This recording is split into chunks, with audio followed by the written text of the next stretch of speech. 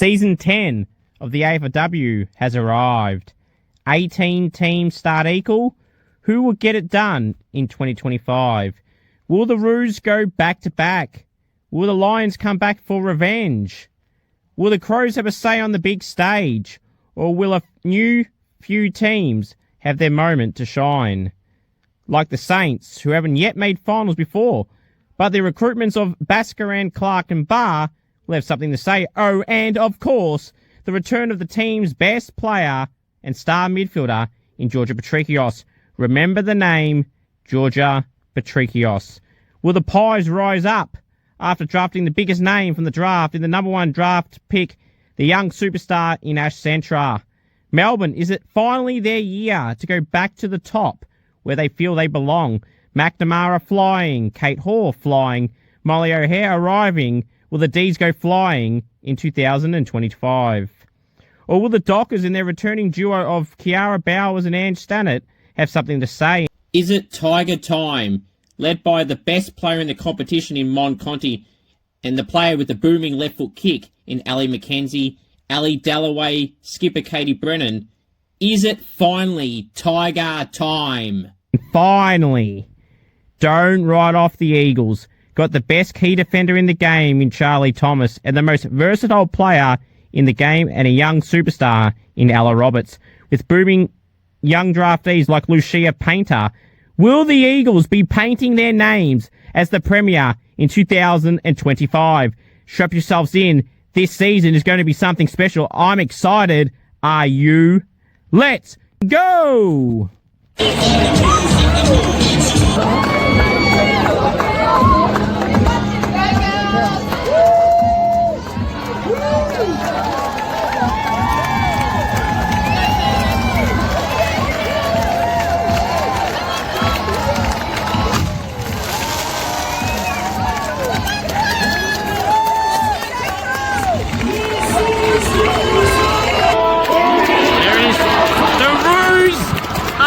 The 2024 AFLW Premiers as they win by 30 points.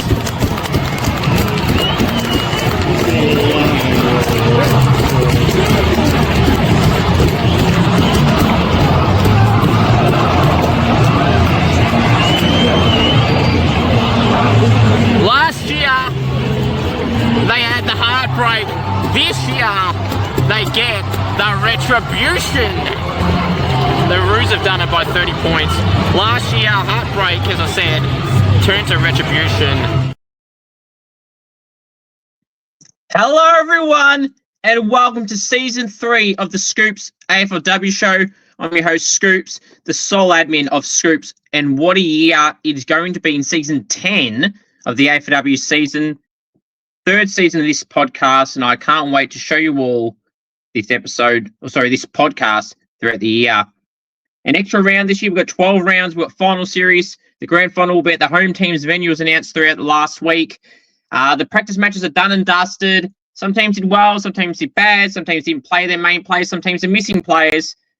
It's the podcast where all the season predictions come out. I'll be having my ladder predictions, my Brownlow prediction, my Rising Star prediction, players to watch out for this year. 2 players, in fact, from each club. Surprise All Australian, and the list goes on and on. It's a predictions video mainly tonight, and then I'm obviously going to preview the round 1 games that start this Thursday night at Icon Park. The first 2 teams that played the first ever game of AFLW was round 1, or season 1, game 1 in round 1, which was Carlton and Collingwood at Icon Park, and that's how we kick things off this Thursday night. Now, obviously, we got my SCOOPS AFLW Fantasy League code. So if you want to join my SCOOPS AFLW Fantasy League, you want to test yourself against me in my SCOOPS AFLW Fantasy League. I'm going to talk about that a bit briefly in just a second about my team lineup and structure. But if you want to join the league and you want to be competing against me and other people, the code will be on the screen for you all right here, right now to join. It is 1UGIZ3ME. That's for people listening on Apple Podcasts and Spotify. That is the league code. So there it is for you on the screen right now. Pause the video if you need to and copy that page across. Now, you want to test yourself against the best. I'm one of the best at AFLW Fantasy there is. So if you can beat me, then you've had a pretty damn good year. Now, who are some players that I'm selecting in my team? Look, I ain't giving my structure away because a lot of people like to copy me. What I will say is that structurally, you will want at least one rookie in the back line, forward line, and midfield. Now, there's only one emergency player for each position and the utility. So I would choose wisely. A lot of the star young players are named as midfielders. Now, a lot of them are midfielders, but some are mid-forwards that have been named as midfielders. So I'll give you a few names. I don't want to give you too many names. I'll give you the obvious ones.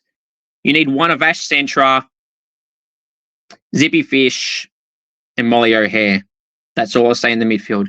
I ain't giving you other names because I don't want you choosing the players that I'm considering. In terms of your other position players that are at the high price, like Ebony Marinoff and Mim Strom, Mim obviously in the ruck at 1.4 mil and Ebony Marinoff at almost 1.9 million. All I will say is if you don't pick them to start off with and they start well, you won't be able to bring them in because you'll ruin your structure. So take that key part of advice I've just given you. If you don't start with Mim Strom or Ebony Marinoff and they continue to score over 100, you're effectively screwed from getting them again because then you'll be blowing your whole team out just to bring them in. And just be aware, too, that leaving money isn't a bad thing, but don't leave too much. You can have a bit of a wiggle room, but just be careful. That's all I shall say. So that's the Scoops AFLW Fantasy Code 1UGIZ3ME. If for some reason you don't remember it, please message me on Instagram, AFLW Live. Now, I'm so excited for this AFLW season. So damn excited. You know, who will win? You heard in my preview video, you know, I mentioned Richmond, West Coast, St Kilda, Melbourne, Brisbane, last year's reigning premiers, North Melbourne, who competed against Brisbane. Will it be one of those sides? Will the Sydney come in? Will the Port Adelaide come in? Outside of that, you know, it'd be more unlikely than not. Freo as well are in the conversation as well. But yeah, we'll have to wait and see who's going to be flying and holding and raising the cup at the end of season 10 of 2025. Now, you know, there's going to be some debutantes this round. There's going to be so many. Just before this recording, Sophie McKay will debut for Carlton. She's the father-daughter selection of Andrew McKay. Her sister is now the new captain of the Blues in Abby McKay. Abby's a ribbon person, absolutely warrants to be the captain of the Blues in Karen Peterson's absence after she will miss this season due to being pregnant. So on to Karen Peterson for being captain. Oh, sorry, for the pregnancy. So, yeah. Look, you know, there's going to be a lot of debutants. Ash Centra for the Pies this year's number one draft pick should debut this week, which would be great. Zippy Fish will debut for Sydney, I'm sure. Molly O'Hare will debut for Melbourne. Grace Baloney should for Essendon, along with Taya Chambers. Sarah Howley should debut for the Giants. Lucia Painter should debut for the Eagles. There'll be a lot of debutants this week. Some of the Irish crew at North Melbourne, Blaheem Bogue make her debut. Amy Gavin Mangan, will she make her debut? North of a few injuries heading into round one. So you may see some of the Irish girls play. Madison Gay, who was a popular choice in AFLW Fantasy, she has a knee injury, a strain in her ACL, so she probably won't play any part at the start of the season. So that's an interesting one there. How will Essendon go? They've had some changes. Hawthorn have had some few changes this year. The Saints have brought in Barr, Baskaran, and Clark. And Clark and Baskaran are former top 10 draft picks. And Barr was a solid player in the Giants midfield crew, who may be playing a bit of halfback in the last practice match as well. So for the Saints. So it's going to be an interesting season. I'm excited. Are you? Like the intro says, let's get into it. So if you know any AFLW players and you want to see them on the channel in a Gold King Challenge and or interview, please do send me a message or try to get something sorted. I love having players on the channel in an interview or a Gold King Challenge. I just enjoy having everyone on. I don't care who it is. I just enjoy having everyone on. So go and check out any of my recent content with AFLW players or any other league players. Would greatly appreciate it. All right. We always got to start hot, which means we're going to start with the world famous segment, Scoops Goes Bang. Well, the first installment of Scoops Goes Bang on the AFLW show in season 2025. And I'm going to start off with a bang. Now, the season started 2 weeks earlier. You know, look, more games, the better. That's what I want, which would mean it has to start earlier, right? But you've added one round when it should be more. So effectively, you haven't changed much from last year, but you started it 2 weeks earlier. And it's clashing with AFL, it's clashing with VFLW. It just doesn't work. The timing, the scheduling hasn't worked so far. You can make it work, but the AFL have butchered it. They've got games clashing. You haven't separated the games. You got VFLW games that are clashing. You're making it impossible to go to multiple games, which I think that's a problem for all competitions, that clashing of games. Sometimes you can't help it. But in an example like this, starting the AFLW 2 weeks early, you have prime opportunity to showcase it all. You've got AFL games this week as well. You know, and maybe people are going to pick and choose, and that's the same for next week. You know, so it just doesn't help. Now, the final series for the men's will be different because it'll be at night most likely, and it won't clash with AFLW games, etc. But for the first few weeks of the AFLW season, is going to be severely impacted with 99% of the games is going to clash with AFL games and VFLW games and other state league competitions like the WAFLW, for example. So it just doesn't, it's just frustrating because for people like myself that love going to all those leagues and covering it and watching it and all that, it's virtually impossible, physically impossible to go to and to even watch. So they've got to do better with the scheduling. Like, for example, the AFLW games on Sunday are going to clash with AFL games. The Friday night game, Sydney and Richmond in Sydney, is going to clash with the AFL doubleheader. Like, the AFL fixtures and the VFLW fixtures just keep clashing and overriding. Sure, there might be an odd game where it has to, but you got a lot already. That's why you got to schedule it better. If you're going to start it earlier, make the fixture better. That's all I'll say. It's just disappointing that games are clashing with everyone. I just wish everyone had their own time, their own opportunity to shine, however that is. Just make it happen so everyone can go to every game of every league, whether it's AFLW, AFL, or VFLW, WAFLW, etc., and let people go to the games, you know, through all leagues, not making them choose between one or the other. And that impacts crowds as well in all competitions. You want to maximize on crowds. Don't clash games with each other. It's as simple as that. Maximizing your audience will be better if you don't clash games with each other.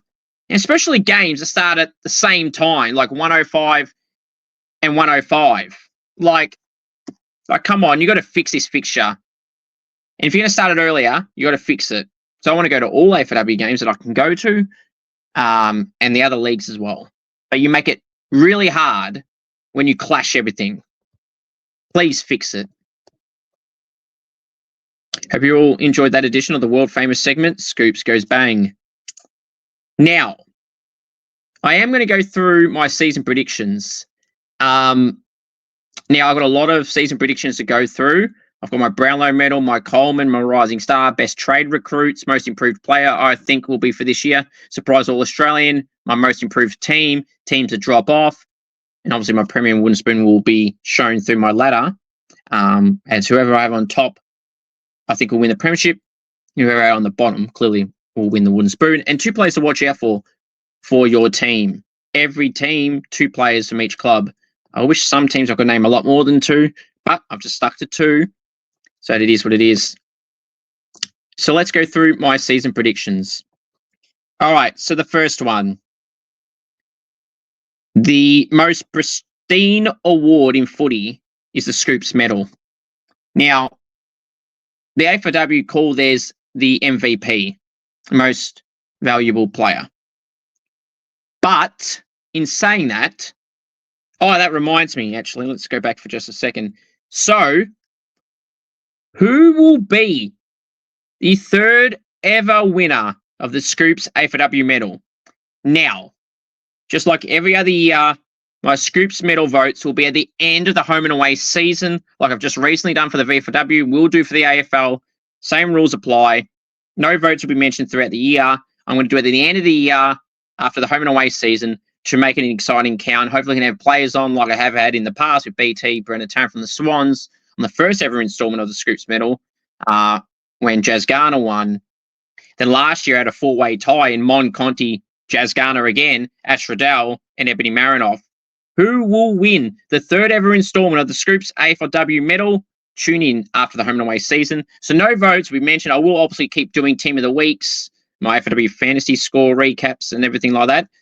But obviously can't do Team of the Week this week because there's no games as of right this second. So that'll be from next week. And you'll have other segments thrown in there as well, which you'll find out next week. But this week's all about the season predictions and previewing round one. And obviously telling people to join my AFLW Fantasy League code, which I put on the screen earlier, which I'll put on the screen right now here for you all. 1UGIZ3ME. All right. Enough of that. Let's now go for my season predictions for 2025 in the AFLW. So my Brownlow medal prediction, I seem to love doing a few plays for some of these awards. I can't always choose one because it's so even. But this year, my prediction to win the Brownlow medal in the AFLW for 2025 is a tie between the best player in the competition from the Richmond Footy Club in Mon Conti and from the North Melbourne Football Club, Ash Riddell. People could go, oh, come on, you got to choose one. But no, my prediction is choosing Mon Conti from Richmond and Ash Riddell from North Melbourne. Mon is the best player in the game for a reason. She's a 6-time All-Australian, a premiership player, won the league, Brownlow already, was robbed of a Brownlow last year and absolutely robbed of a All-Australian last year. I could not believe that. Was one of the best players last year and didn't even get an All-Australian spot, not even on the bench or on the field, nothing. Not a damn spot, which was just embarrassing for the competition. Mon Conti was the best player last year.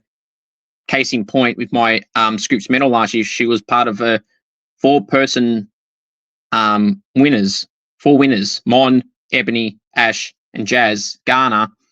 So they were all robbed. But here we are. But this year, I think Jazz Garner gets all the recognition for North, and rightfully so. She's a star. And so is Ash Riddell. She's not just the accumulator. She gets a lot of tackles. She's like Jazz. She can win a game off her own boot. And Ash just does not get recognised enough. When you talk about North Melbourne, it's Jazz Garner and Ash Riddell. But Ash Riddell is the greatest player at North Melbourne in her own right now as well. Jazz is very good, and so is Ash. And I wish she would get a lot more credit. And Mon, well, as I said, the best player in the competition for me. It's as simple as that. Has been the best in the competition for a long time for me. I might do my top 30 players heading into the season at some point as well. Maybe next week when there's a bit more time. But yeah, it's going to be an interesting year. But for the Brownlow, I've got Mon Conti and Ash Riddell tying for the award. But we'll wait and see. Now, my Coleman medal tip. People can go, let me guess you're going to go Aisling Maloney or Taylor Smith. Nope. I'm going from the North Melbourne Football Club, Alice O'Loughlin. O'Loughlin is a superstar. She's always finishing in the top part of the Coleman medal race in the top 3, top 5 range. But this year is Alice O'Loughlin's year. I think she was third last year. She'll kick around 30 goals again, as she always does. Touch wood, obviously, hoping she doesn't get injured, of course. But if she stays through the season injury-free, her form will speak for itself. She'll be All-Australian, no doubt about it, if she plays the whole season. And for me, she'll be the Coleman medal winner in season 2025 with probably 30-plus goals. I'm not going to put an exact number to it, but over 30 goals. Alice O'Loughlin is a star. Was in my intro video. She kicked 3 goals in the first quarter of last year's grand final. She had a really good year. She's a consistent goal kicker. And she's not just a goal kicker. She gets a lot of the ball as well. She's not one of those players that gets like 3 goals with 5 touches. She'll get about 15 touches as well with her 3 goals. And that's why Alice O'Loughlin is a star. And has already been a star and will continue to be a star. But it's about time she gets more recognition from the external media. Now, my rising star tip. I think it's self-explanatory, and rightfully so. It's Ash Centra from the Pies.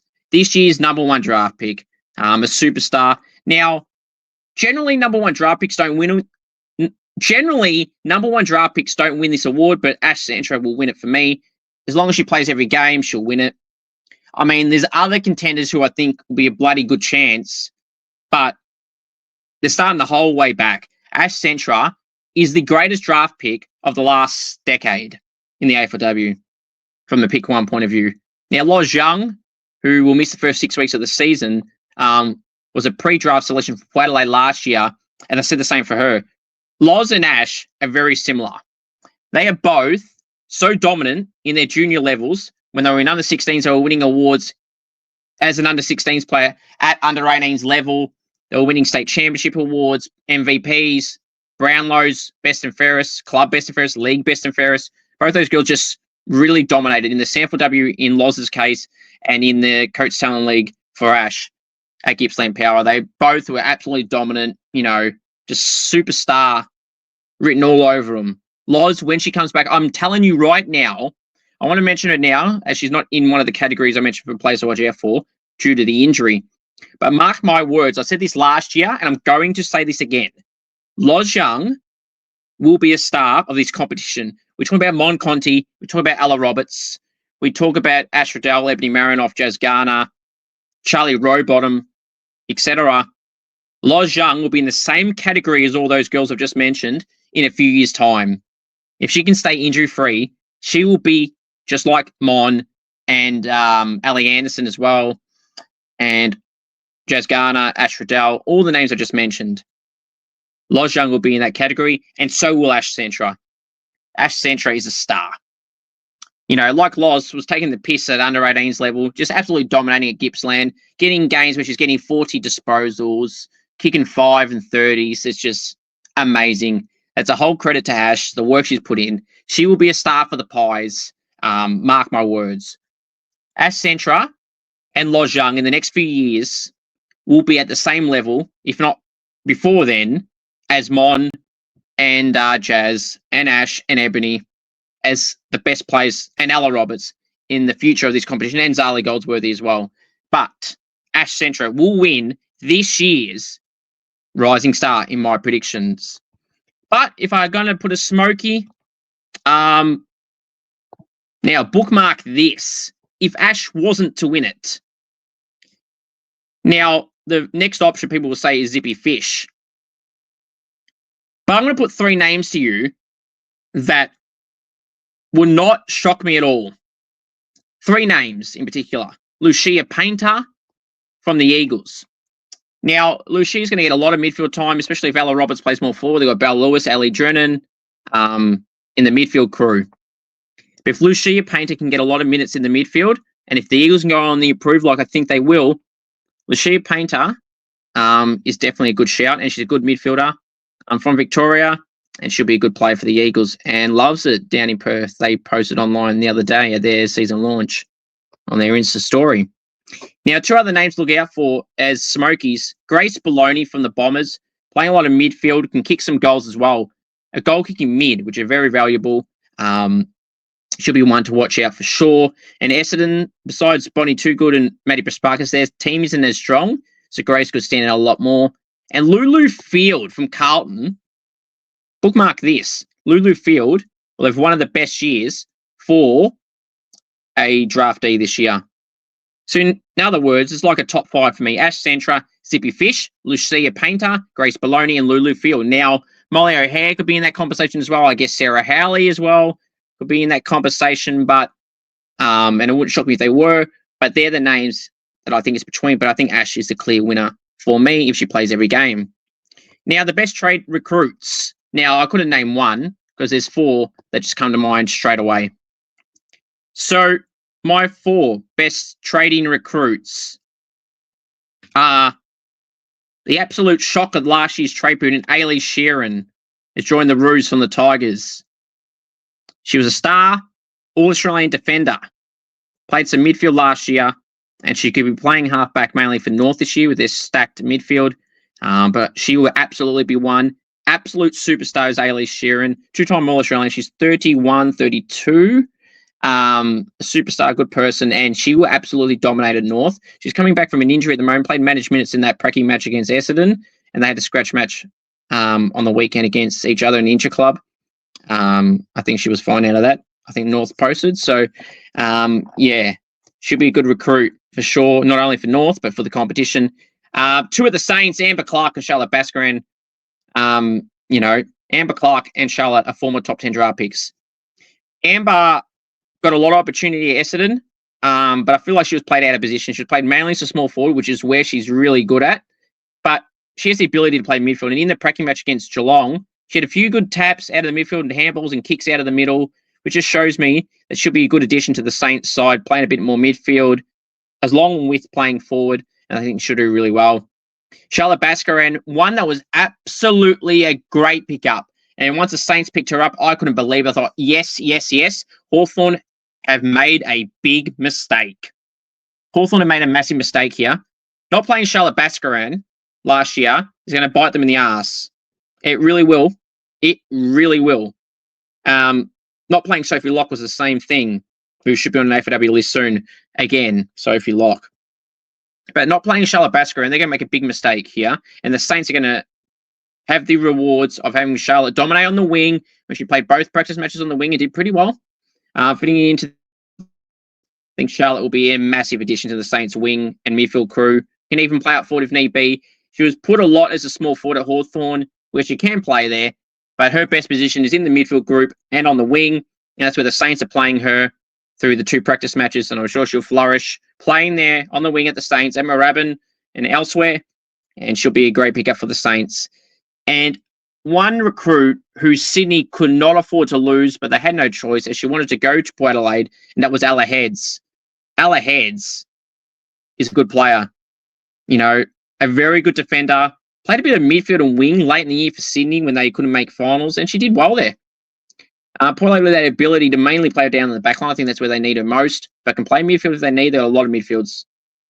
Port Adelaide, they've got Dowrick, Piper Window, Sinead Goody, a lot of the draftees like Lily Patterson play midfield as well. Gemma Charity, when she comes back from a long-term injury, will be around that crew as well. And Ella Bogue and other players through the midfield. So they've got a lot of options there. But Ella Heads will be a good addition to the power and be one of the best trade recruits. She was killing it at Sydney, was Ella Heads. She'll be a great pickup. Mark my words for the power. Now, my other season predictions. Also, I want to stress enough. Now, my best trade-in recruit was going to be Mattia Breed, but unfortunately, she will miss the rest of the season due to a knee injury that she had through Hawthorn. She had a bit of troubles there. They tried to get it back. Was on track to play round 1 or 2, and that got set back. And unfortunately, now she'll have more surgery, and she'll miss the rest of the season.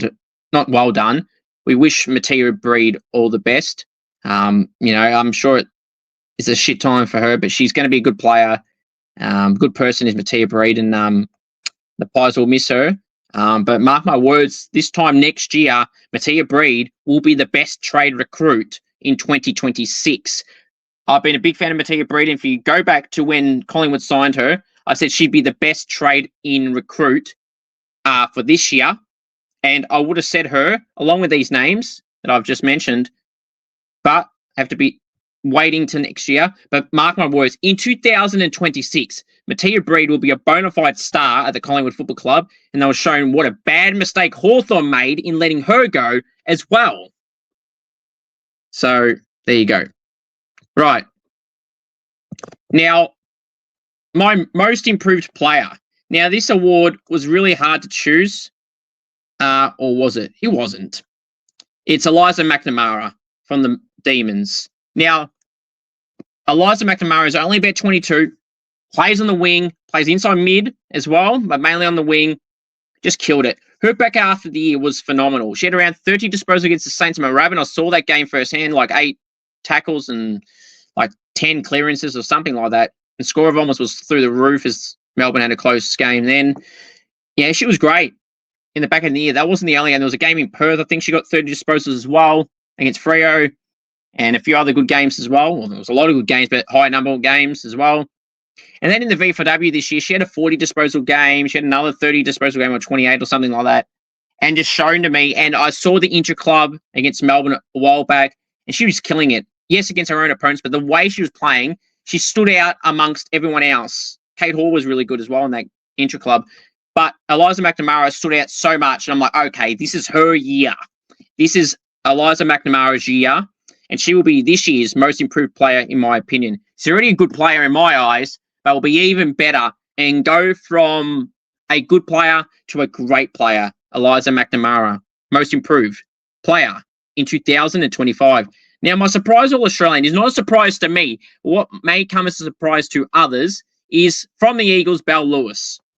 Now, Belle Lewis is in a midfield crew that has Ella Roberts in there. We'll have Lucia Painter, Ali Drennan, and a few other older experienced players through that midfield.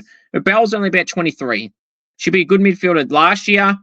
She was so close to making my All-Australian team last year. In fact, she might have made the bench or just missed out, one or the other. But Belle is going to be a good midfielder for the Eagles this year. She can get around 20 disposals, get about 10 tackles a game and clearances. If she can do that again, she'll be a chance to be an AFLW All-Australian player in 2025. Wouldn't shock me at all. Belle will be a good addition to that midfield. Will be another good player in their midfield crew. Have high hopes for the Eagles this year, I do. And that'll reflect on my ladder, which we'll get to shortly. So, my most improved team, oh, well, you guessed it, is West Coast. I think West Coast will be my most improved team. You'll see that when I do the ladder, but I think they'll be really, really good. Now, my Premier and Wooden Spoon, you'll see when you see the ladder. But the teams I think will drop off, there's two teams I think will drop off, and that's the Western Bulldogs and Essendon. Plain and simple, Essendon have been hit by injuries. The Bulldogs have been hit by injuries. Izzy Pritchard, Dee Berry are out for the first part of the year. They haven't really added much from a trade point of view. Sarah Pousey will be a good addition, as will Emma McDonald. But, you know, I just don't rate where they're going at the moment. They're just in the middle of nowhere. I think there's teams below them that will go above them. And you'll see that in my ladder predictions. So I just feel like they're going to be stagnating in the middle and might get up to like 12th if you're lucky. But I could see them near the bottom four as well. So I see them on the decline in 2025. And the Bombers are the same. Exact same. Injuries. They haven't been that good anyway. They won't make the 8. Mark my words. I'll be absolutely shocked if they do. They got Bonnie Too Good and Maddie Pasparkas, which is great. But Bonnie's coming over from a long-term injury, so you can't expect too much early days. And all it takes is a few losses and you'll be at the bottom of the pack and your season is over. It's a 12-round competition. So you lose the first 4, you're done, basically. So definitely the first 5. So you'd have to win like every game from there, and that wouldn't happen with someone like Essendon. So you've got to be careful with how you go this year, but I think they'll be on the decline as well. All right, now we've got 2 plays to watch for your sides, and then I'll go through my ladder predictions. So in alphabetical order, for the Adelaide Crows, the 2 plays to watch out for, in my opinion, for the Adelaide Crows this year are Neve Kelly and Tia Charlton. Neve Kelly is a great winger, has the ability to be an All-Australian winger. Is very good. He's got a good run. He kicked a nice goal last year. Had some really good moments for the Crows last year. Is always a key contributor. Gets around 15 and 25 touches most weeks. Is a great player on the wing is Neve Kelly. And her sister Grace has joined the club this year from the Saints to the Crows. They played together at the Crows like they were originally way back at the Eagles. Now they are at the Crows, where I'm sure they'll both finish their career at, I'm sure. And they're in a strong club and a strong culture at the Crows. So, Neve Kelly will be a great addition. And Tia Charlton, well, not an addition, she's already been there for a while, but continue to be a good addition. Tia Charlton, can play half forward, play a bit of wing mid, has the flexibility. I think she'll be one to watch out for this year. I feel like she's better than what some people are giving her credit for. Sarah Goodwin could be in this conversation as well, by the way. But I've gone Tia Charlton. Now, her sister, Emma Charlton, will be draft eligible next year. The best player for SA, I reckon, or one of, in the state championship. So Charlton's sisters are going to be great players for the competition. Tia's about 21. But yeah, she's been a good player already. Still a contributor for the Crows, and I think she'll be one to watch for this season. The Brisbane Lions, Lily Postlethwaite I've gone with, who's now playing half back, not wing. May play a little bit of wing still. And Ola Ojwaya, who plays on the wing as well. So they were both on the wing last year. Two players that I really rate and think they're really good footballers. Lily's been playing there in the practice matches, done all right, got about 12 to 15 touches, doing well. Although O'Dwyer averaged around 15 disposals in the competition last year. So the two handy wingers, or were wingers, and now Lily Poss is playing on the back line, the half back line, with Jade Allinger, who's another one to keep an eye out on. But yeah, Lily Poss and Ola O'Dwyer, two names to watch out for. Now, Carlton, people probably think, you're going to say Abby McKay, Sophie McKay. No. Maddie Gurin and Lulu Field. Maddie Gurin just completely flies under the radar of the Blues. You talk about Abby McKay, you talk about Mim Hill, Keely Skipper, Keely Shear, and rightfully so. And Maddie Gurin is absolutely in the same conversation as those girls I just mentioned. Absolute star of that midfield. Had 3 ACLs in her career. She's only like 23. And she had 3 ACLs, averaged over 20 touches last year. People have got to put more respect on the name Maddie Gurin, a good person and a great player. So you've got to put a lot of respect on Maddie Gurin. Now, Lulu Field, I've got a high hopes for Lulu Field. I had her in my top 5 for my rising star. Lulu Field, mark my words, off the half-back line will be a very good player. She's got a good left foot kick on her. Carlton got her pretty cheap in terms of a draft pick. So credit to Carlton and their recruiting staff. Lulu Field will be a good find. Mark my words. Will be a very, very good player for the Blues, who was just drafted this year. For the Pies, I've gone Geordie Allen and Lucy Cronin. Both will miss round 1 most likely, especially Geordie. She'll miss the first 2 games. As for Lucy, she may miss round 1, maybe 2 at worst. But 2 defenders, a key defender for Lucy in her second year. For me, was my joint rising star winner last year with Shanae Goody. And Luce will have another good year as a key defender. They're a bit light on for tools at both ends of the field and in the ruck as well, Collingwood. So I thought that's where they would address in their injury replacement players, but they didn't. They went for midfielders, which I think they got a lot of. But, it is what it is. But Lucy Cronin will be a great addition for the Pies in the back line again. I don't know why I keep saying addition. Continue to be a good addition to the back line. And Geordie Allen's a leader. Very underrated as Geordie Allen. Everyone talks about Brie Davey and Brooke Benici and Sabrina Frederick, and rightfully so. But, Geordie just does what Geordie does in the backline. A leader, an experienced player. She's in the leadership group, a good player, a good person, Geordie is, and just so underrated. Her opponent ain't kicking 3 goals on her. Let's just say that. And she's a very good player and absolutely is one to watch for this year, along with Lucy Cronin, who beat the likes of Gemma Houghton last year and Chelsea Randall, etc. So if you can do that, you're a good player already, and she already was last year. For Freo, I've gone Maddie Scanlon and Gabby Newton. Now, Maddie Scanlon, a bit like Geordie Allen, a lockdown defender that doesn't get a lot of public recognition, and I'll give Maddie all the recognition in the world. Good player, good person, has a lot of charity work, but on the footy field, she just does so damn well. Just a really reliable defender like Geordie. Basically what I said for Geordie is the same for Maddie. Doesn't let her opponent kick many goals, doesn't get many disposals, but that's not her job. Her job is to lock down her forward, and she does that really well. Gabby Newton will play in that midfield crew along with the returning Ange Stannett, Kiara Bowers, Aisling McCarthy, and co. But I feel like Gabby playing the midfield after being a half-back has relishing in that role when Kiara Bowers and Ange Stannett were out, injured and pregnant. So, Gabby Newton will be another good addition this year to the midfield crew and will continue to be a good addition this year. Essendon, I've gone Grace Baloney and Chloe Adams. Now, Chloe is one who, as a small forward, with Amber Clark gone, I feel like she's going to relish in that opportunity to play more permanent as a small forward. Kicked a goal and had about 12 touches in the practice match, about 5 tackles, and then a solid game on the weekend against North, or 2 weekends ago in the other practice match. So, very good player, Chloe Adams, in her second year now. Will be a good addition for the Bombers in that forward line to play a bit more permanent with Amber Clark out of the club to the Saints. And, Grace Baloney, one of those draftees that can get about 20 disposals from round 4 onwards, I reckon. Kick a few goals. She was doing that at under 18s level. Represented Vic Metro, did really, really well. Grace Baloney will star in a side that doesn't have many stars.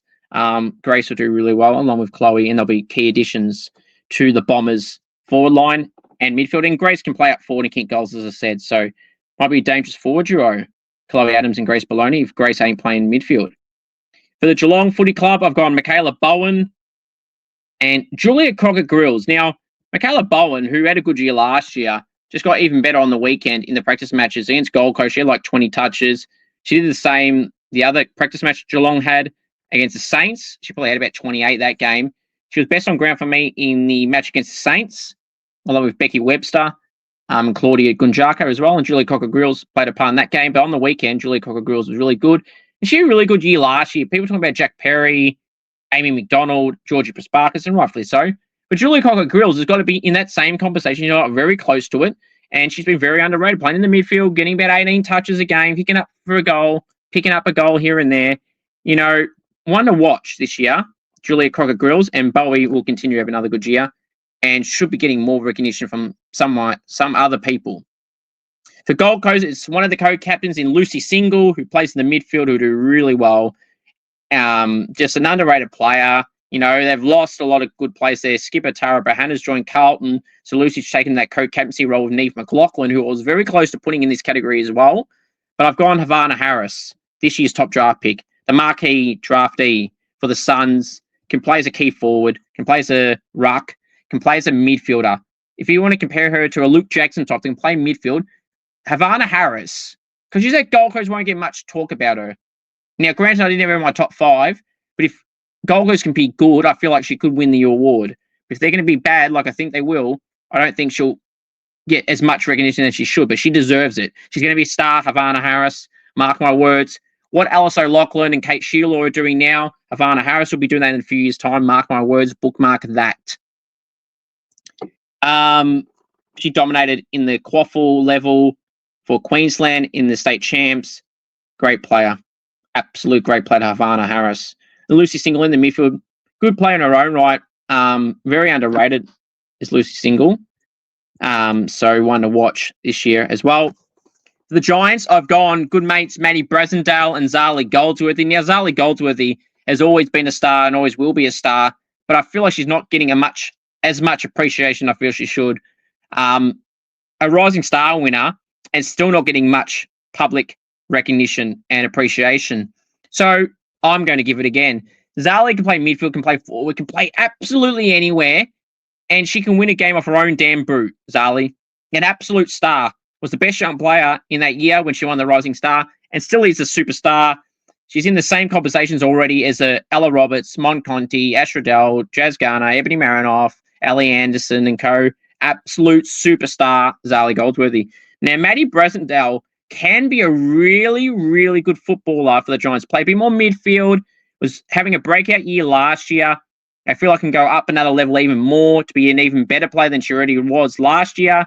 People ain't talking about Maddie Brasendale, but keep an eye out for Maddie Brasendale. Mark my words, bookmark this. You're going to bookmark this whole segment.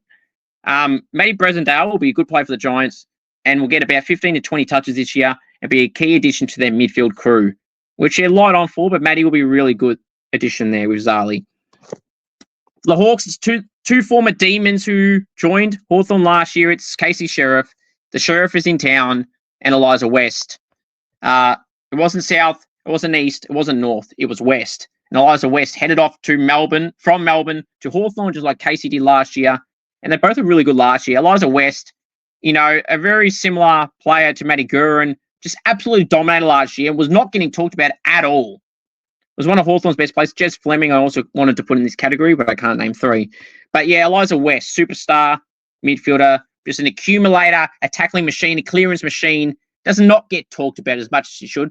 Belle Lewis is also one who isn't in my West Coast category that would fit for West Coast. And Belle Lewis and Eliza West are very similar players and don't get that recognition that they absolutely deserve. And same with Ruby Chipote as well. And Ali McKenzie and Ali Dalloway. You know, it's just, she's a great player.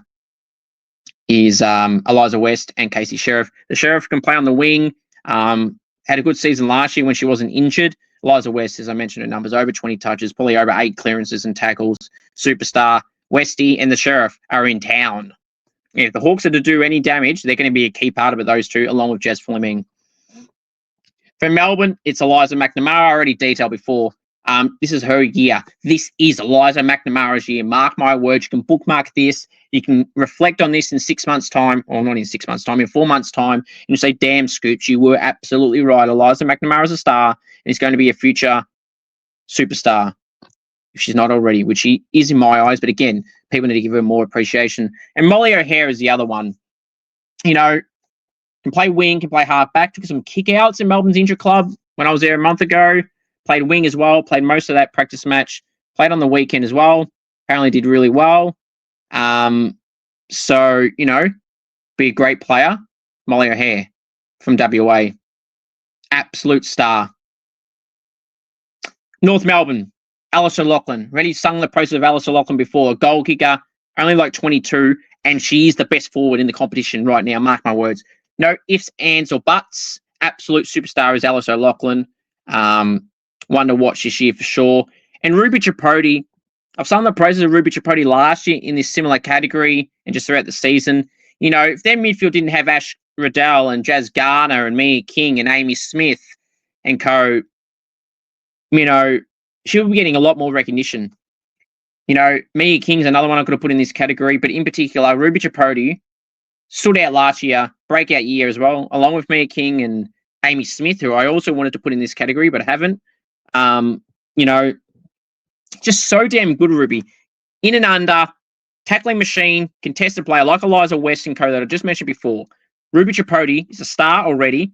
Now, if North aren't careful, if they don't push her out of the midfield or don't give her much opportunity like they did last year, she didn't play in the 2023 grand final, played in last year's, thank God for them and her, and got a premiership, which is great. But they've got to play her again this year because she'll get absolute 100% midfield time almost anywhere else. North are so stacked. So North want to give her a lot of opportunity before she potentially could leave or want to leave. So she'll be a star, Ruby. She'll get about 15, 20 touches this year, about 8 clearances and tackles. She's a star. Adelaide, I've gone Ella Heads, who I've sung the process of before. Can play backline, can play midfield, can play wing. She's a good runner, good kick, level head in terms of like sharp, smart decision maker. She'll put her body on the line and she's a really good player. Ella Bogue, another Ella. You know, Ella Heads is a great recruit from the Swans, but Ella Bogue on the wing, she's quite an achiever for Port Adelaide. She get to go in one of the finals that I was at Icon Park very early, the first goal of the game, I think it was. She's a good player. Just goes about her business and does really well. Don't hear much about her, if at all, but I wanted to give her the public recognition that no one's probably ever given her from a public point of view before. I'm sure they rate her very highly at Port, but I think she's a really good player and will continue to have a good year as she did last year, particularly in the final series in the back end of last year for Port. For Richmond, I've gone Ali McKenzie and Ali Dalloway. Ali falls in the same bracket as Ruby Tripodi, Belle Lewis, a player that is a great inside mid who was pushed as a forward a little bit last year. With Ailey Shearing gone, I think this is Ali's time to shine even more. Was a recruit from the Giants who I rated highly while she was at the Giants. Be a good player for the Tigers. I was saying the Crows. The Tigers again this year. Play a bit more midfield, I would think. Sierra Greaves, another one who they drafted in the top 20, will be a midfielder as well. I think Ali will get more time to shine there, along with Ali McKenzie, who is a booming left foot kick, who was in the intro video as well with how she goes about it. She's a good player. You know, Richmond got Mon Conti, who is the best midfielder in the game, the best player in the game, the best player in the comp. But Ali McKenzie is quickly becoming a star as well. Same with Ali Dalloway. Two players that don't get talked about much that absolutely need to get more public recognition. They are two bona fide stars, Ali McKenzie and Ali Dalloway. Now, the Saints, I've gone Ash Richards and T. Smith.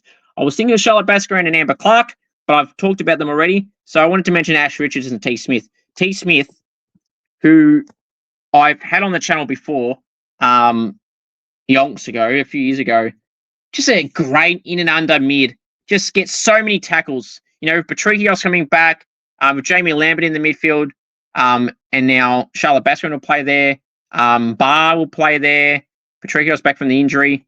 She's still going to get a lot of midfield minutes, T. Smith, and just so damn underrated and underappreciated in the so-called experts. Put put some respect on the name T. Smith. Gets about 20 touches each week, about 10 tackles. Very courageous player. Will get back up after being bumped down. She'll be the one smashing someone into the ground in a tackle.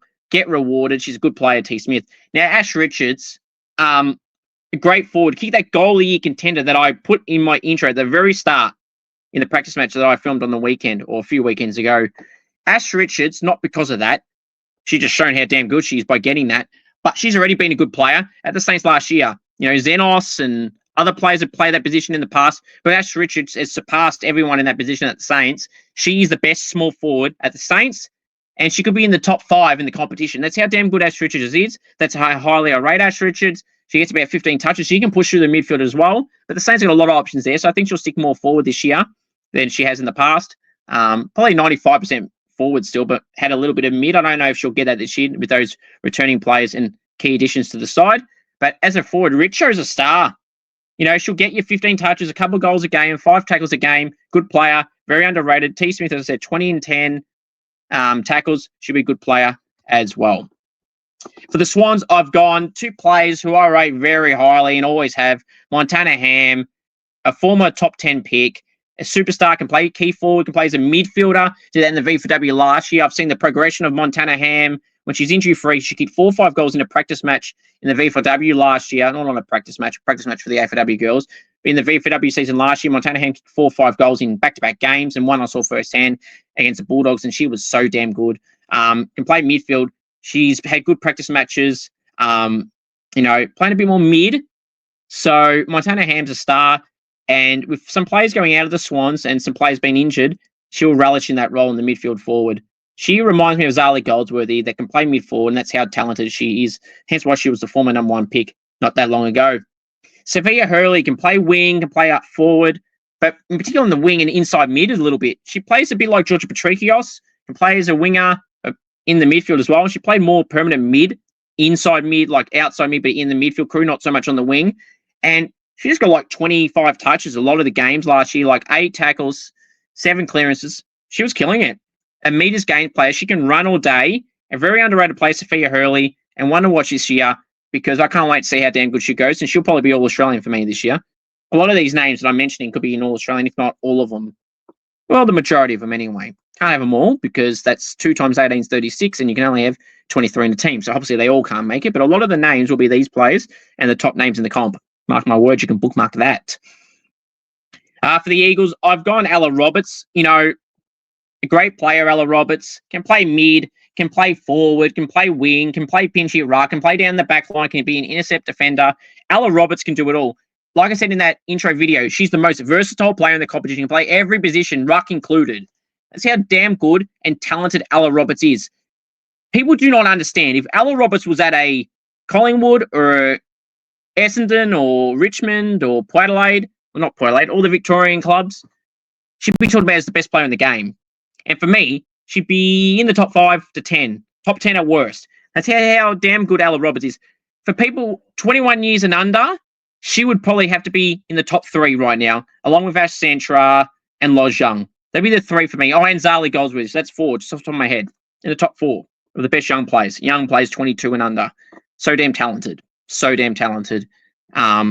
She can get 20 disposals if she plays mid. She can kick a couple of goals a game. She can win the game off her own boot. She's got that ability to play both. When I spoke to Ella Roberts last year, which was in one of the videos I posted on my Matchday vlog, she mentioned she loves playing that mid-forward role, and she thrives at playing 50-50 split. And if she plays that again, which she probably will at the Eagles, she'll be flying, and the Eagles will be flying. And Lucia Painter is another one I could have put in this category, who's a first-year mid, who I think will be really, really good. Really, really good. And finally, the Western Bulldogs. I've gone Elizabeth Georgia Stathis and Izzy Grant. Lizzie G, as they call it down in the Bulldogs, a very good halfback.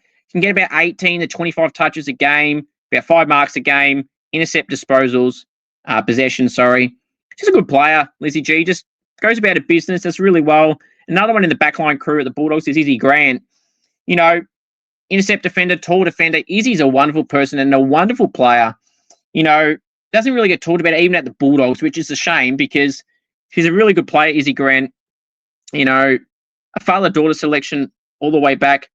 Obviously, her father at the club Chris Grant was at the time as well. But, Izzy's a good player, good defender. There were some games last year. There was the Saints game, and I believe it might have been the Dockers game late in the season, the last 2 games for the Bulldogs. She had the best games of her career. And, I feel like she could be one that could have another breakout year. It wouldn't shock me if she got all Australian this year. Izzy Grant, one to watch for the Bulldogs, along with Elizabeth Georgia-Stathis. Now, they're my season predictions. So, sorry. Now, let's go preview the round 1 game, shall we? It's going to be a good round. Oh, before I do that, no. I'm going to go through my ladder predictions for this year. How could I forget that? Wowza. Right. So I'm going to go from number 1 to number 18. So, in first place for 2025, my Scoops AFL ladder predictions. I think. So, let me just change that. The ladder predictions. Okay. So, I'll have a graphic up at the end of the ladder. In first place, last year's premiers, North Melbourne. Now, you could go, oh, boring. Well, no, they're that talented. O'Loughlin, Gatt, Taylor Gatt was another one I could have put early. Amy Smith, Mia King, Ash Riddell, Jazz Garner, Kate Shearlaw, Bella Eddy, Talia Randall, Jazz Ferguson. Like, the list could go on and on. The underrated ruck duo of Kim Rennie and Emma King, I didn't mention before because they got so much talent there. Georgia Stubbs, a young player, Blaheem Bogue, Amy Gavin Mangan, who they brought in from Ireland, could be a good recruit as well. They've got talent everywhere. So I don't see how they're getting beaten. If they are, it's only going to be by the Brisbanes, the Adelaides, and the Melbournes come the end of the season. So we'd have to wait and see, and maybe a Richmond as well. But yeah, North Melbourne in first place. In second place, I got the Brisbane Lions. Again, last year's grand final contender. They didn't get it done. They'll be up there again. Belle Dawes, Lily Postlethwaite, Jade Ellinger, Talia Hickey, Tay Smith, Dakota Davidson. There's so much players there that have so much talent. So much talent at the Brisbane Lions. Young players like Claudia Wright will get a game. Jacinta Baldwick.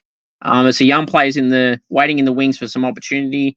They got a lot of talent at the Brisbane Lions. In second place. In third place, I have the Adelaide Crows. Back-to-back prelims for the Crows. They want to go one step further in making a grand final and winning one. They've fallen short by a point the year prior to North Melbourne, or 2 points at Icon Park. Be interesting to see where the Crows go this year. Neve Kelly's sister Grace has joined the club, and Ewings is coming from the Power after having a year off for personal reasons, So she could be a good addition. Amy Ball-Carr in the forward line. Tia Charlton, Kiara Mueller. Brooke Tonin is another name to look out for. Obviously, Marinoff. India Rashid, a young star who I haven't mentioned at all today. The Crows were so happy they got India Rashid, and Port traded out to not get her. I couldn't believe Port did that. They helped another club, including Adelaide, get India Rashid, which I couldn't believe it. Now, this year's draft is national now. It's not state-based. So that's why I say that about Port and Adelaide. They did it with Piper Window as well. I couldn't believe it. The Crows did that with Piper Window the year prior. So it was like they were one-upping each other. But it wasn't for the good. They both missed out on a talented player either way. And Port got Piper, and Adelaide have India Rashid. So neither are complaining, I guess. They're both young stars, Piper Window and India Rashid. And Piper's obviously had a good year for the Power last year. In her debut year in the midfield. In fourth place, it's Tiger time. I've gone the Tigers. I've gone Richmond. Mon Conti, Ali McKenzie, Ali Dalloway, Caitlin Greiser, Katie Brennan. I was going to say Katie Brennan. They got so much talent everywhere. Like, Montana McKinnon will be back from an ACL, former Crow Tool. Izzy Bacon, a young star. Sierra Greaves, a young star. They've brought in Lulu Beattie and Lauren Brazelli as injury replacement players at the Tigers. Could add to their midfield crew and wing and half back for Lulu's case. So I think they'll go all right, the Tigers. I think they'll be up there again. They had a disappointing match against Hawthorn in the practice match. It doesn't really mean too much, but also was disappointing. But that's what I have there. In fifth place, I've gone back to making finals after not being in it last year, after just missing out, is Melbourne in fifth place. Molly O'Hare, Kate Hall, Blaheem Mackin, Eliza McNamara, Megan Fitzsimon, who's another one who had an underrated year last year, who had a dominant VFLW season, good in the intra-club, good in the practice matches. Megan Fitzsimon's another one. You know, Tyler Hanks, Olivia Purcell, Loz Pearce in the ruck, Georgia Campbell, Georgia Gall's another one underrated this year in the forward line. Talia Gillard in the back line, she's injured for a little bit. So she'll miss probably the first 4 to 6 weeks, which is a massive blow for the Demons. But they're playing other players in there. Taylor Harris is back from injury. So I think Melbourne can do it. I think they could win it. I have them in 5th. We'll wait and see. In 6th place, I've got my Saints, Barr, Baskaran, and Amber Clark, all coming into the club from the Giants, Bombers, and Hawks. All star players. And remember the name, Georgia Patrikios. She was a best and fairest winner, an all-Australian level player, a rising star contender in her draft year 4 years ago or so. Georgia Patrikios is so damn good, and we've missed her.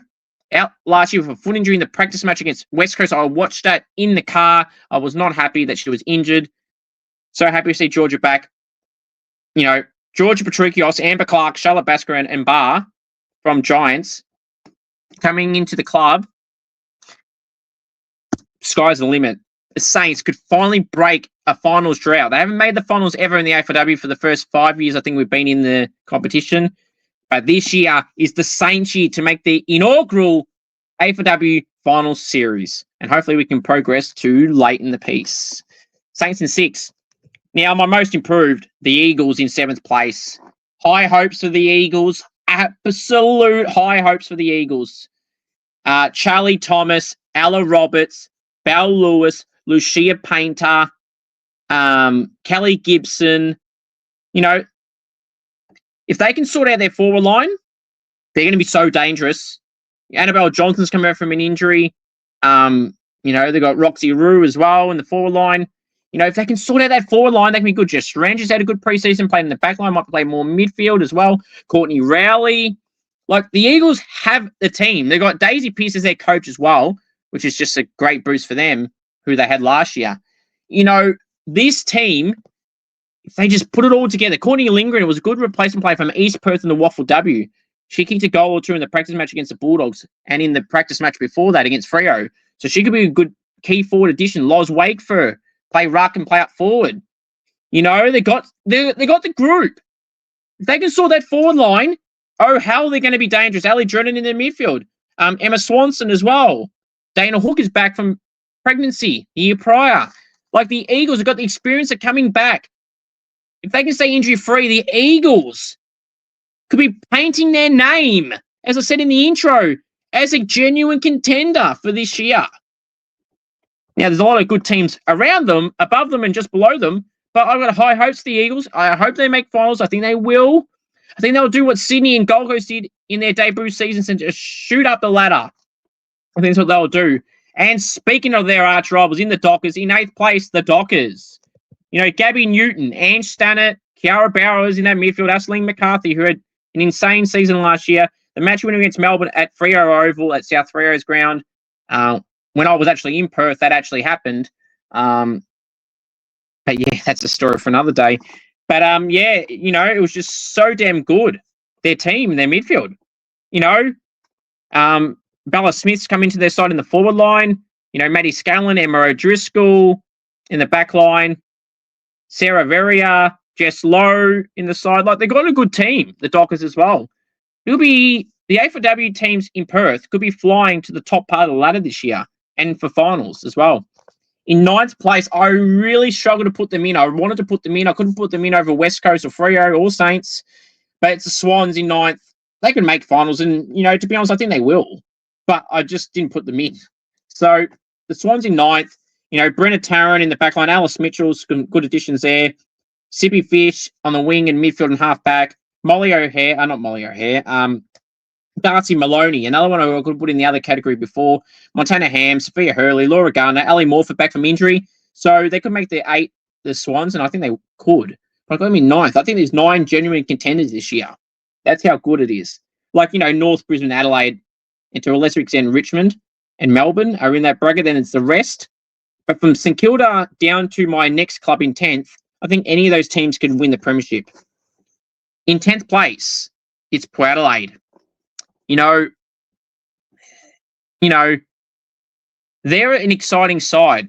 Matilda Schultz in the ruck, Gemma Howden up forward, Abby Dowrick in the midfield, Piper Window, Sinead Goody, who had an insane debut season last year, hence why she was a joint winner of the Rising Star for me.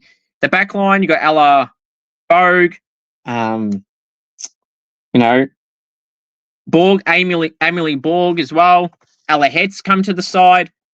Janelle Kutherspoon is back there, skipper, early part of the season. So they've got it all. And if they can just click together, they've got some draftees that I think will do well over time in Lily Patterson and Gemma Charity. So we'll have to wait and see how they go with those girls in particular. Like, I think they can make the finals as well, but I have them in 10th. Now, in 11th place, I've got Geelong. Now, probably a bit harsh to some. Now, could they make finals? I think they can. I don't think they'd win it, though. Bazali Friswell, who I could have put in the category earlier. Michaela Bowen, Georgia Pasparkas will be a star this year, as she always is Georgia Pasparkas. Aisling Maloney, Claudia Gunjaka, Becky Webster. They've got all the talent in the world. Sienna Tallaridi, who they drafted, who's out injured at the moment for the first 6 weeks, I think, or 5 weeks. So hopefully they'll get her back soon. She'll be a good draftee for them. Lexi Gregor, key defender, key forward, backup ruck as well. Can play everywhere, Lexi Gregor from Bendigo. But yeah, that's where I have Geelong. So damn tight. And in 12th, I got Hawthorn. I really do. I think they'll be on the decline, the Hawks. Losing Bascaran and Breed and Sophie Locke, I don't think they're going to do as well. But they have got Casey Sheriff, Anya Madonna, Jenna Richardson, Lucy Wales. So they have got a great team still. But I just don't see how they're going to go. I really don't. But we'll have to wait and see. I think they'll be on the decline, the Hawks. Even if they don't miss out on finals, I don't think they'll be top 4 or anything like that. Now, in 13th place, these sides, none of them will make finals. So I'm already calling it now. 13th and lower, you ain't making finals. 13th, I got the Bombers. A lot of injuries. Bonnie Toogood's back from injury is great. Maddie Pasparkas in the midfield. Grace Baloney, a top draft pick. Taya Chambers, a key defender, I think will do well. But yeah, I just don't see where the improvement's coming from. Essendon. Chloe Adams will be a good addition as well. But yeah, I don't see it. I'll be around that part of the ladder, if not lower. In 14th place, I've got the Pies, who, I did just say 13th and lower won't make finals. But if the Pies can click, it's their tall department that they really, really are missing at the moment. And I feel like that's going to come back to haunt them. And that's just going to be why they don't make finals. Sarah Rose out injured, Lucy Cronin, Geordie Allen at the start of the season. So, and Bree Davey may not play round 1. So I think that's going to set them on the back foot. I think that's the terminology. And then they're going to be chasing from there. And I think it's just going to be too hard for the young side. But next year, we will see. In 15th, so we go to the bottom 4 is the Western Bulldogs. Now, Izzy Grant, Georgia Stathis, Ali Blackburn's coming back from a long-term injury. Alice Edmonds in the ruck. Sarah Pouncey and Erin McDonald will be good young additions. Elaine Grigg up forward. But outside of that, I don't see any improvement from the Bulldogs. I think they will drop a little bit. I really think they do. I think they will drop. So, yeah, don't see much improvement from the Bulldogs. Simple as that. In 16th place, we've got the Giants. They didn't really draft much besides Grace Martin and Sarah Howley. They haven't really regained anyone. Taylor Levy they got, I think actually could be a handy addition up forward. But overall, I just don't see much improvement from the Giants. So around this part of the ladder last year, Caitlin Surhoy will be a good addition back into the team after she was injured for the back half of last year, who would have won or equally won my Rising Star had she not missed the last 6 weeks.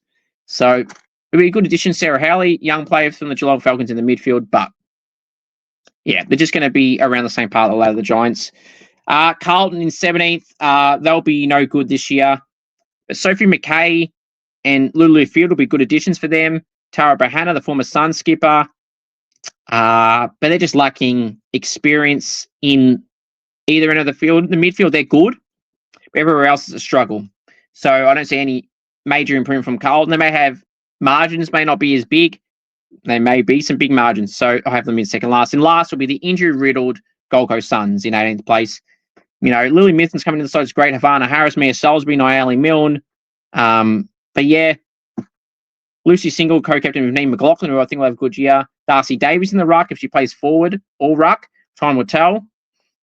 But Charlie Rodham's a star. Absolute star, Charlie Rodbottom. If Havana Harris and Charlie Rodbottom can play midfield with Lucy Single and Darcy Davies in the ruck, we'll have to wait and see. But I don't see any improvement from Gold Coast from a win-loss point of view. They've been hammered in the practice matches, hammered by injury, and just lacking that experience throughout the team. Jamie Stanton up forward will be a solid addition up forward again.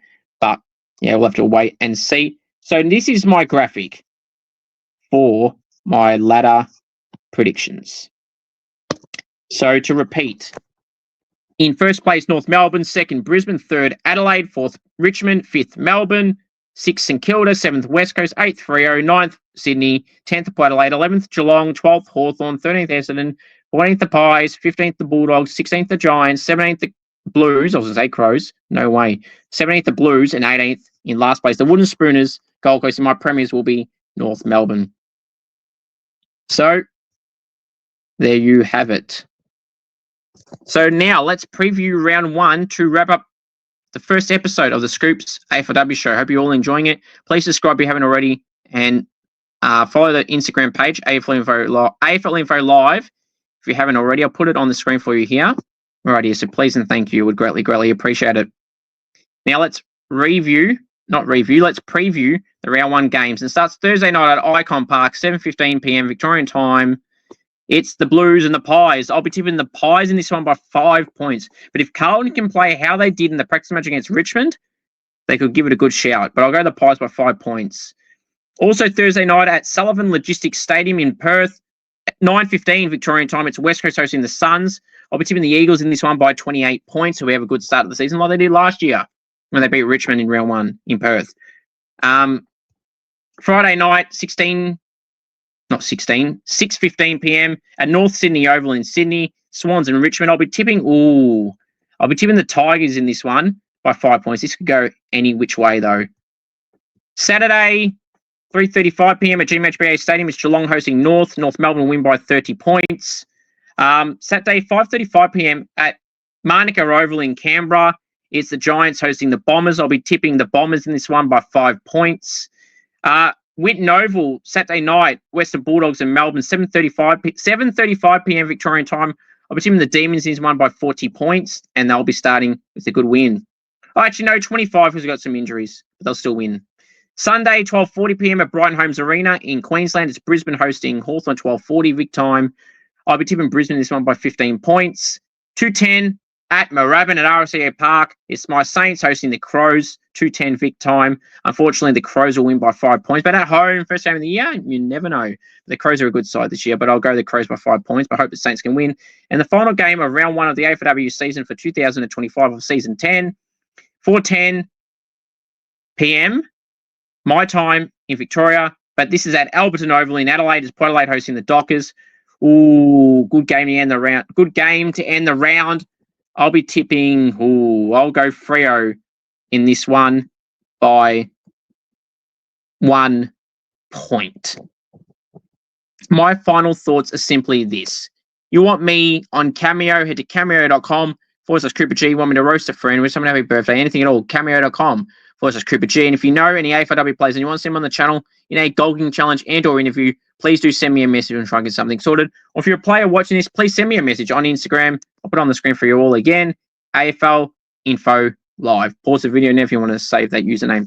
All right, thank you all very much. Until next week, have a good one. The most important thing of all to remember is go the Saints. And is this year the year of the Saints? Go Saints.